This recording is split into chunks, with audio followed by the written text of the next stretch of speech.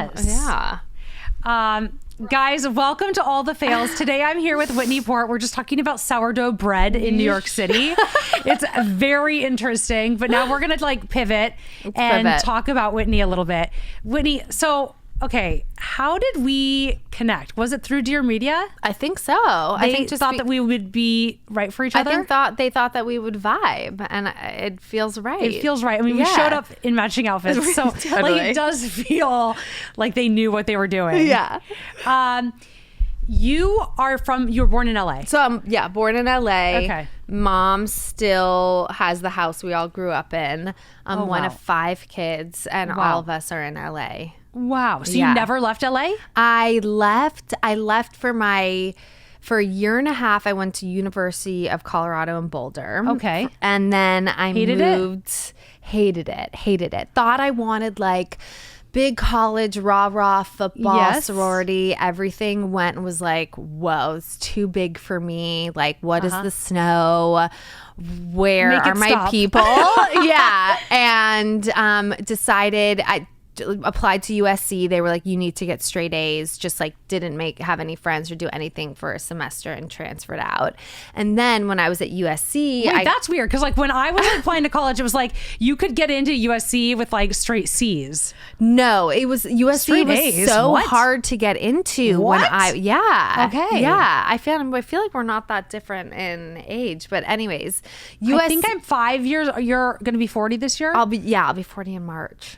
Okay, so I'm 6 years older than you. So like it got hard over the course of that 6 year I think it's period. gotten progressively harder. Anyways, I was coming as a transfer student. They were like, yeah, so you need straight A's. So I transferred to USC. Okay. And then I got cast to be on the TV show The Hills while I was at USC. All right. And so this was like a casting, like you went to a casting call. No, so I was interning I was interning at Women's Wear Daily, and I had heard that Teen Vogue, which was on a couple floors above us in the same building, the Condé Nast building, was looking for interns, and I applied as like I wanted a real fashion internship. You like always I really wanted to be did. in fashion? Always wanted to be in fashion. All right. So I applied for the internship, and next thing I know, I get a call from MTV, and they're like, "We're actually filming a show at the Teen Vogue offices. We'd love to do a casting tape with you."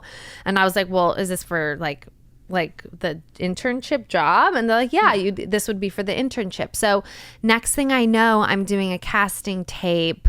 I set up the camera on my parents' bed, and I have the producer on the phone, and I do a casting tape, and they tell me after that I essentially I get to have an on-camera interview with the editor of Teen Vogue. Okay. How interesting. Okay. Yeah. And then I show up for that interview, and that's when I'm sitting in the waiting room for that interview, and Lauren Conrad walks in, who had been on Laguna Beach. And you watched Laguna Beach? Yes. And okay. I watched, and I knew who she was, and I was like, oh my God, I'm on her spinoff show. That's what's happening here. And so then Were you excited? So honestly, no, I have never been excited to film anything ever. Yes. Part of my reason why I was talking about like the anticipation anxiety, like when I feel like I have to be on and perform, I don't love it. Like I do feel like it can come naturally to me, but I don't necessarily love it. So I did it though because I was like, I really want the internship at Teen Vogue, and this sounds really cool. And my parents were like, this sounds like this could open up a whole new world for you. You know, they were really supportive. So I did it, always in the back of my head with like just the business aspect of it. And as boring as that sounds, like really just thinking about what could I do with this beyond? Because I don't want to be an actress. I wasn't trying to be on TV, and that's what happened. And then the producer was like, after filming a couple years of The Hills, do you want to move to New York and do a spinoff of you moving to New York? And then I lived in New York for 2 years. Just to answer your question, I've lived New York for 2 years, Colorado a year and a half, and then the rest of my time in LA. Well, so like, do you think that like part of why you didn't want to do the show is you grew up in LA? Like, you're not like, you don't strike me as somebody who's like impressed by fame or who moved here from a small town. It's like, been there, done that. Like, completely. I've known people in the business my whole fucking life.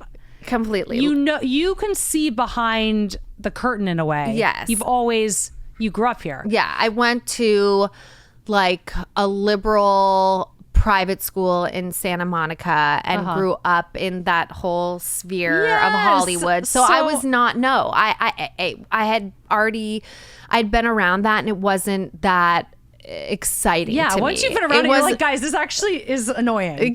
Right. I was like, the families that are in this business suck wackadoodle. I don't need to go down this road. Yes. And so no, it wasn't, I was never wanting that. And it just, But then you found yourself sort of thrust into it, and the show was a huge success. Which was crazy. Was it an overnight success? It was like, I wouldn't say overnight. It was like, I would say in the second season, it started to get really popular, and especially third season. Like, there was a big storyline, and I should remember, but there was a huge storyline of like a sex video getting released, and that, like, I think made the show just go crazy.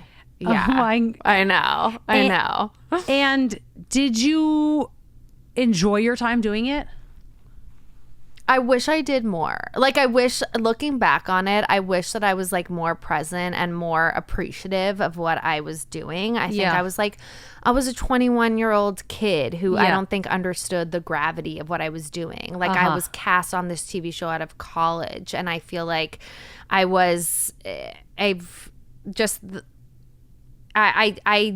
feel like I took the experience like a little bit for granted, and I did not enjoy it while I was doing it. I remember like before filming having these long drawn out conversations with producers about like how certain conversations were going to go, and like where they wanted it to end, land, and what they wanted me to ask. And I just felt like so many of the conversations were already being manipulated to begin with, and then beyond that they were being so edited afterwards that like going into film after, once I knew what the deal was with the show, I was like, this is kind of exhausting and not that fun, and I was going to film to like film, not to really do the things that were exciting. Do you get what I mean? Like, my job was to film. My job wasn't at that time to work at Diane von Furstenberg. When I moved to New York, they told me I had this role at Diane von Furstenberg, and granted, like, if I should have taken the initiative and like gone into Diane von Furstenberg and worked more hours and like showed that I want to work there. But I feel like I just took it for granted, and I just like showed up when MTV wanted me to show up to film. Yes. You get what I mean? Of course. Yeah. And do you still like at the end of it, were you like, okay, I never want to do that again? Or were you like, would you shoot another show? No, I don't want to do it again. I wouldn't do it again in that way where it was like personally invasive, where it was like about my family. Like I would never sign my family up for like a docudrama or anything like that. Yeah. Did it impact your family and your relationships? No, because I got married and started dating my husband once the show was over. So that part was never highlighted. Amazing. And then when I was on the hills and on the city, I like made it very clear that my family was not to be on it or like part of the storyline. Like they come in here and there to like say goodbye to me when I moved to New York. But even my best friend, who was like dying to be on the show when I got cast on it, dying to be on it, I said to her, I'm so sorry. Like, I don't want you on the show because I don't want our relationship to be, I don't want our relationship to be ruined. And she was mad at me, and she thought I was like, gatekeeping. Exactly. But I was like, no, I'm protecting you. And also she's psycho. And I knew that they were going to edit her to look like an even crazier psycho. And I just felt like I needed to protect these people. That's so funny. Yeah. Is she still your best friend? Yes. What does she say now? Is she like, thank God you didn't let me get involved? All the time. Yeah. How funny. I know. She's like, it would have been a nightmare. Like, and now I'm divorced, and I would have been a total nightmare. I was like, yeah. So did you feel like all this, like, were you like, oh my God, people, like, what was it like to sort of feel everybody knew you? And I mean, sort of, I guess, what was going on with you, even though it was obviously staged. Like, how was that? Most of the time I felt like I could I really had two separate lives, and I was able to keep it that way. Like I had like my filming, like celebrity type life, and then I had like my real life. And I just feel like because I always had my real life and my real friends, and that was really always my like what I came home to, that just kept me in line and kept me in check. And I feel like because I was in it, and again because I was so young, I don't think that I ever really fully grasped how big it was. It's hard when you're in something to really understand. But I think about it how like there are certain shows that I am like fanatical about, or people that I love, and so then I try to think about how that feels, and so I try to relate to people that are fanatical about it. But like it's never really, I've always just been me. Like I don't know. Maybe because I'm one of so many kids, and like I've always just the fame has never really been a part. And now in my life, I did the show so long ago, I haven't been on TV for a while, so it's not even really a part of my life anymore. Yeah. And did you circle back on the fashion afterwards, or did it I've continued to do it all the way through. Like I had my clothing line, and then I did that with my dad, who then passed away, and I was like, I can't do the clothing line. It was a family business. And then was he in the garment business before? Yeah, he was. And I had learned everything from him. Like I spent my summers working for him. Oh, wow. And then I started to do collaborations and just design work for other companies, and continuing to do that kind of stuff. But I don't think I'll ever have my own line again. I just like, it's just takes so much, and I just feel like there's so much out there, and right now I don't have like the inspiration to do something different. If something hits me, then I'll do it, but I don't have like the pull to do it at the moment. But it's been fun to like, I did a collaboration with Rent the Runway where we were putting out new styles every couple months, and that was really fun. That's fun. So yeah. What do you and then you did a book. Yeah, that was so long ago. I feel like I did True Wit. That was like towards the end of the City days, which was like a total styling book, just like styling everything, styling home, styling yourself, styling beauty, like a whole styling how-to book. But I don't even promote that anymore. Did you like doing books or no? No, I didn't. Books that was exhausting. Anyone who's been through it, it's like I just always have so much empathy. And I've been people are like, you should write about your fertility experience, and you know, there's so much that you've learned on this journey, and I'm just like, I don't think I want to go down that road. Like I don't enjoy writing. That's why when I asked you, like you must if you're writing that much, but I really don't enjoy writing. I'm like really a visual person. I like creating things visually, but not necessarily with words. So what is your home just like your canvas? Like, is your home just decked? I wish it were more. It's starting to, I feel like I've been so busy, it hasn't been a focus. And I've been traveling so much. And now I'm like, you know, when I come home from traveling, I do want this to be my sanctuary. And so I have always been sort of like a messy person. And now I'm like, I'm fully changing my tune. I don't know if it's something about turning 40 or like maturing or whatever, but my house it's been kind of chaotic, and I feel like now I want to fine tune it a bit more and have it really be a reflection of my style. Yeah, because right now it's just all over the place. Is your house perfectly designed? No, I mean, I have like two boys running around destroying everything I like even try to do. Well, yeah, mine's playing soccer inside. Oh, mine too. Yeah. He thinks he's messy. It's like so does mine. Oh, 7-year-olds. I know. It's crazy. I know, and he's kicking the ball and like so now 2 globes are off our chandelier. Oh, see, and I then thought if I lived in LA, I could at least send them outside. I try to, but he's like, it's more fun inside. There's more obstacles. No. I'm like, oh my God. Does so he that's wear, why like, my a house soccer looks like shit. A soccer kit every day? Every day. That's He Laszlo. has this messy jersey. Yes. That, Which one? The black sure we and have it. pink one. Oh, yeah. That if it's The not Miami clean, jersey? it's like a thing. nightmare. I'm like, well, I'm sorry. You're not wearing it if it's dirty. That is so funny. It's the same kid. Yes, same kid. But now I've noticed the more that I've been caring about how the house looks and like making my bed in the morning and everything, he's becoming more particular about it. He's like, after, because, and I'll have him help me too. He's like, after I help you, can we go in my room and organize my room?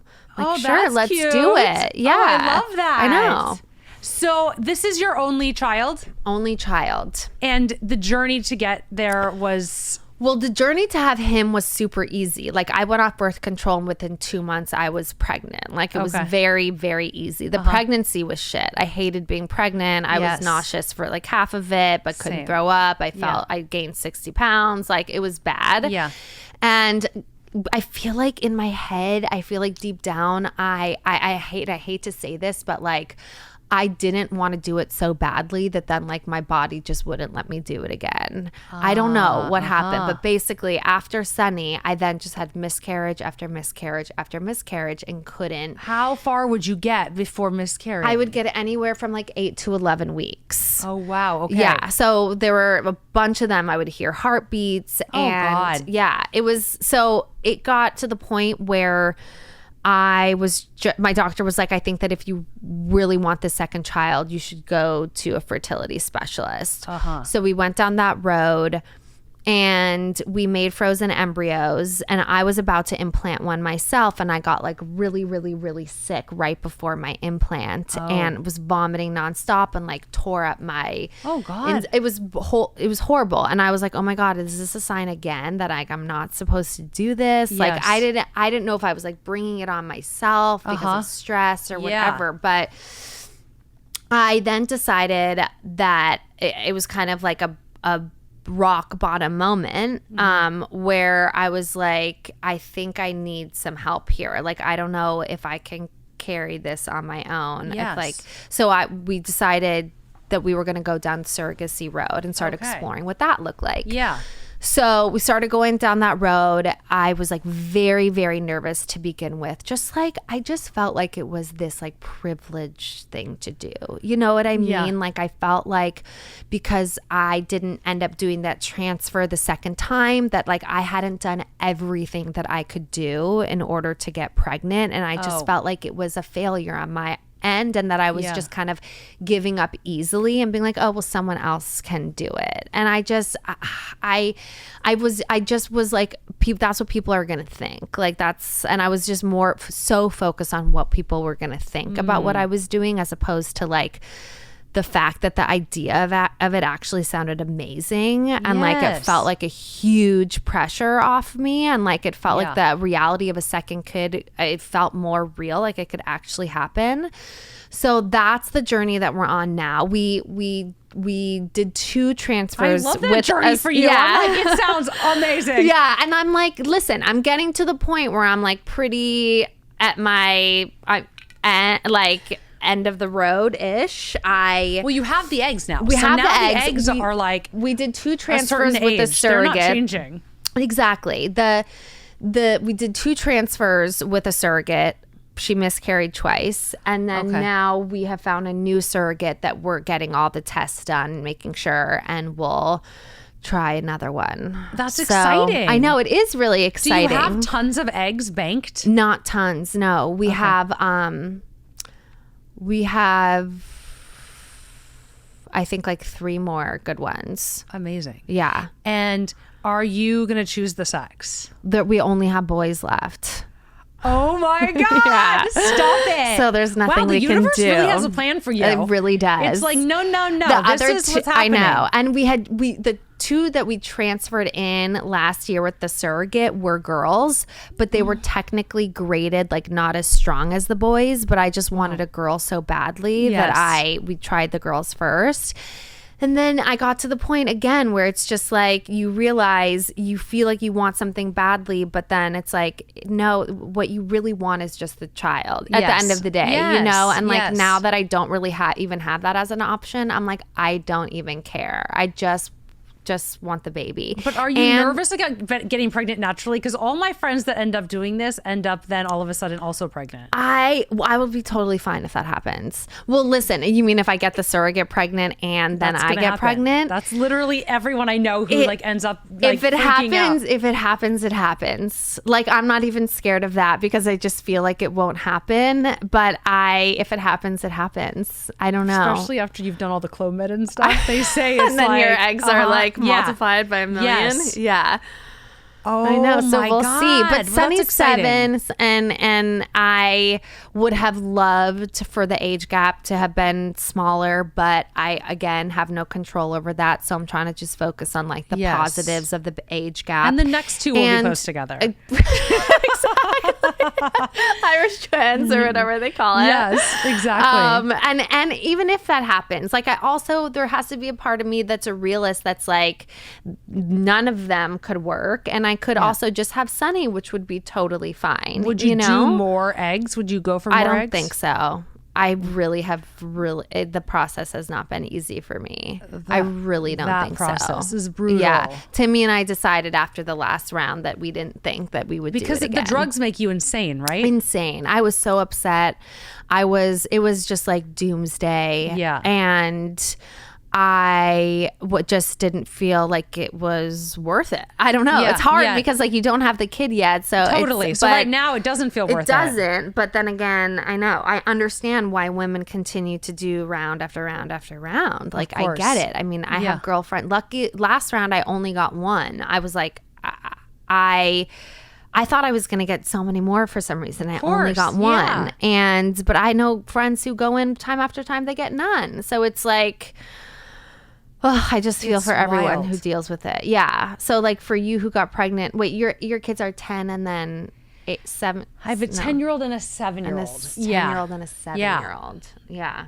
But I mean, it's crazy. I mean, I just think I don't know. Like it's and it happened naturally for both of yours. For us, it was natural. Yeah. I had a blighted ovum that happened during the pandemic.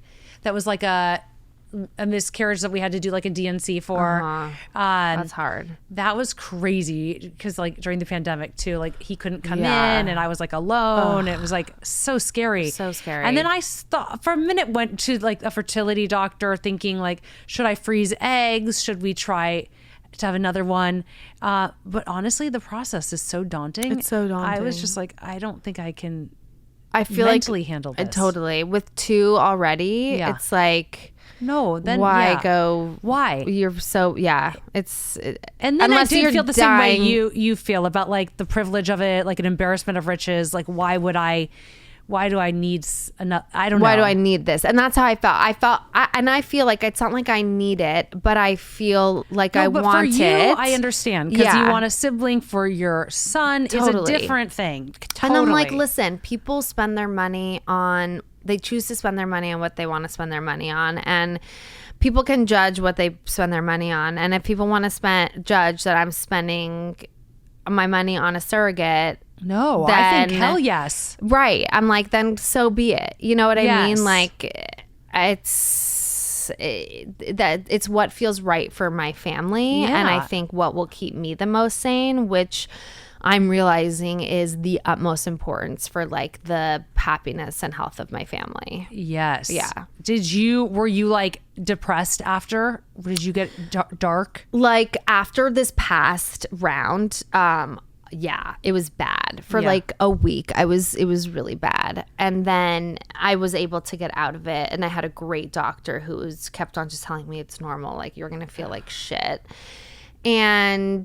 But then I knew that it was a phase. I feel like as long as you continue to tell yourself that this won't last. This will not last, that these are just like hormones raging right now, that you can get yourself out of it. It's not fair, like what we go through. No, it's not. And then the perimenopause shit starts to happen. I'm like, oh my God, like when do we get a break? What? I don't know. When? I don't know. After menopause? But then you're like an old woman. And I'm like, I don't need a break now. And you're like, nobody's looking at me anymore. Yeah, this sucks. Did I even need to go? Yeah, I know. It's not fair. I know. And then I always say, like, men just keep getting better looking. Like, I look at my husband and I'm just like, fuck you. I think like, my husband's getting hotter, and it's very annoying. It's very. I'm happy for myself because I'm like, great. I'm happy that I'm continuing to be attracted to you because like who knew if that was gonna happen? Yes. But also like you're just getting hotter and I'm just getting dark. Like just my light's fading, and you're like suddenly coming into your prime. Exactly. It's fucked up. You're like salt and pepper prime. You know. Yeah. It's so weird because I always felt like I was like, I'm out of your league, and now I'm like, wait a minute, people. All they do all day long is tell him he looks 19, he looks amazing. Totally. And I'm like, actually, your husband does like look the exact same. I mean, I haven't seen him in person, but I like to go and put sunscreen on when we're on vacation and like hide it so that he can't use any, so that he ages rapidly. Totally sabotage him. I can't handle it. Yeah, it's hard. Yeah. But wait, so how did you guys? You met your husband in LA? Well, I actually met my husband in New York. So my husband. So you moved him out here? Yes. So he had always kind of wanted to live out here. Like he's a producer. He was a producer on the show on The City. Okay. And so we didn't get together though till after the show was done. But it was like love at first sight for us. And then we were working together, and it was like this forbidden love that then we had to like really keep. So people knew that he was into you. Nobody knew. And nobody knew that I was into him either, but nothing was even happening. We were just like BBMing, BlackBerry messaging. So oh my gosh. Then it was like Brazilian butt lifting? Yeah. What does it mean? What is BBM? So then it was like after, I don't know, 6 months of us just like flirting over text and stuff that he was like, I can't, if we were to ever be together, like I'd get fired or I'd have to be on the show or like whatever. And so we were like, we should really put this on pause. And if we're like meant to be, we're meant to be. And he dated other people and I dated other people. And then the show was canceled, and we ended up just like rekindling things again. How funny. Yeah. Yeah. But I always kind of knew, like I always in the back of my head, I was like, I think he's the one. Really? Yeah, always. But then just like had fun and dated and enjoyed myself, and then came back to him when I was he would have to see you date on the show? Yes. And he also had to like go get guys to come hit on me too. Like go to the clubs and be like, oh, like his bosses would be like, will you go up to that guy and ask if he'll like go talk to Whitney? No. Yeah. Yeah. Oh my God. And he's like, fuck that. Yeah. He was like, I hate this. How old is he? He's 43. Okay. So not like so much older or anything. No. Okay. We always joke. It's like I was a freshman when he was a senior. That's our vibe. Yeah. Not that much older at all. Yeah. Oh my God. Yeah. And so then you move him out. He's a New York kid. So I move him out. He comes out to LA. He moves in with my 2 younger sisters and I. And we all live together for like 2 years, the four of us. And it's just like perfect. And he's the best. And I mean, I knew when he moved out here, because we had only been dating for 6 months, and then he moved out here, and it was like, this was it. And then we got engaged, like, I don't know, after 2 years of dating. Oh, wow. Yeah. Cute. And I had a long engagement because my dad had just passed, and I like couldn't figure out what I wanted to do for our wedding. I couldn't even envision it. So we were engaged for 2 years and then got married.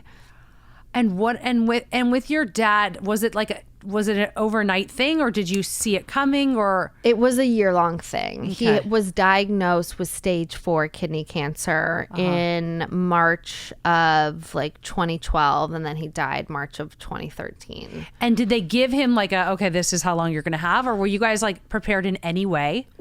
I mean, It's hard because I feel like my parents were still doing a lot of protecting at that point and not telling us everything. And they were the ones that were going to the doctor's appointments. Yeah. I feel like I was just in denial the whole year because in my memory, and it's all very gray, but in my memory, I don't really remember like really feeling like he was going to die until 2 weeks before he passed away. Like that's when I remember the doctors being like, there's nothing more that we can do. Like he's going to be sent home on hospice. And I knew that he had been diagnosed with stage 4, obviously, and how serious that is, but he had been doing trials and there were like times when he was good. And then it was just like, there was this one, it was like it was bad. And then it just couldn't get better.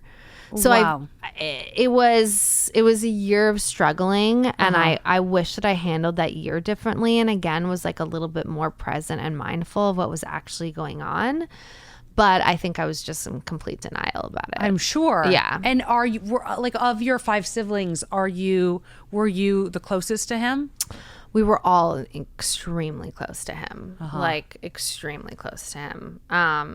We were all weirdly close to begin with. Yeah.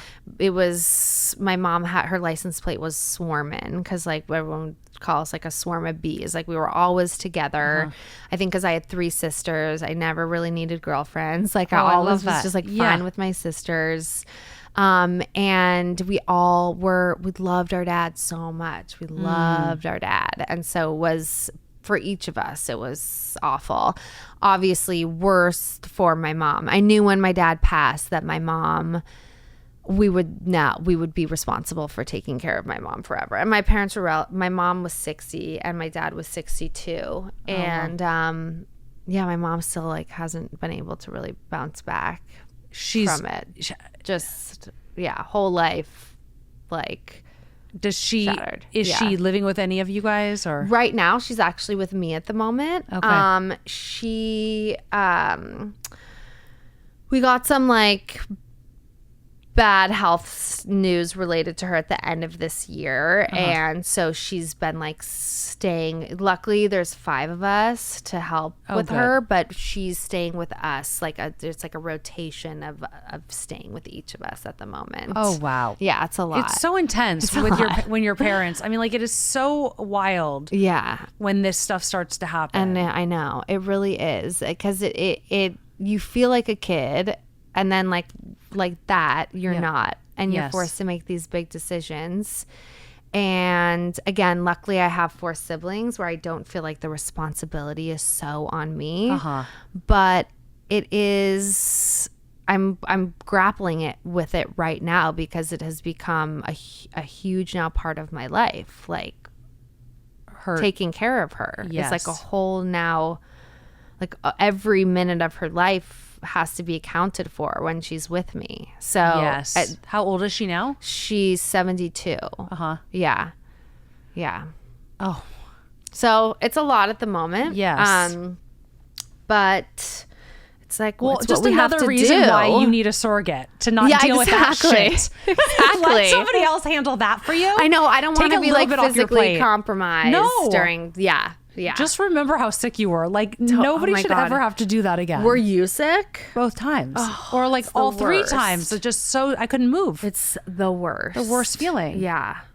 But your son must bring so much joy now. Like and I feel like now, because he's 7, I feel like I'm already starting to grieve his childhood. I don't know if you've started to feel this, but there's something weird when like they're out of kindergarten and now he's in 1st grade, and I'm like, he's not a baby anymore. Or like a little toddler. He's like a real kid, and it's just that's also why I really want another one, because I just want to go through that phase again. I don't want that phase to be over. You're gonna have a few more, don't worry. But he's just like the light. He's like, I don't want to say the light of my life, but he's like one of the lights of my life. Like we have such a special connection now, and he's become such like a little mama's boy. And is he like your dad? Not really. I've never even thought about that. Who is he? I mean, because I don't know, like, and like when I had Laszlo, I had lost my like love of my life, Mr. Teets, who was like my like first dog, and I was like very much hoping that like Laszlo would be him reincarnated. And like, I don't know, if I had lost my father, I would have been hoping that Laszlo maybe was like a little bit of my dad. Yeah. I never even honestly thought about that. I don't know. Like, I'll have to think about it more. But tonight when you go home, he'll do something. You're going to be like, fuck, maybe he is. I see a lot of my dad in Timmy. And I think that that's a lot of the reason why I chose Timmy to begin with. And not even like because my dad is dead and I see it. I see a lot of that in just like the partner I chose. Because I had such a great dad. I feel like I made a great choice. I love that. Oh, I love that. Oh, I'm so happy for you. Thank I feel like I really got to know you in this God, time. Good. I feel close to you. Yes. Well, I know that you have your show here. I have my podcast. Where else can people find you? So I have my podcast with Whit, which is out every Tuesday. And then I do a reaction series on my YouTube with my husband that we just started doing over COVID, which is fun. We were like rewatching The Hills and The City and just like doing reactions to that because he's super funny and edits it really funny. And so we do that on our YouTube. That's fun. I have my brand, The High Confectionery, which I don't know if you like weed gummies. Oh, yes. Wait, I heard about this. Okay. But they're low dose weed gummies, 1 milligram of THC per gummy. And we have a pop-up in New York right now. And it's super cute, like an infused adult candy shop. And so wait, where is this? Somebody else was telling me about this. Really? Yeah, where is it? It's in NoHo on Broadway. Okay. Yeah. Oh, so you'll have to pop by. I have to go. So okay, fun. That's been really, really fun just because I love gummies and I love to get stoned, and that's been a fun project. I love it. Okay, I'm going. Yeah. And then that's like, I don't know, everything that's on the top of my head right now. Well, I'm thrilled to have you here. Thank you for doing this. Of course. Thank you for having me. Everybody stock up on the weed gummies and tune in on Tuesdays. Yes. Thank you so much. Thank you. Oh, yay.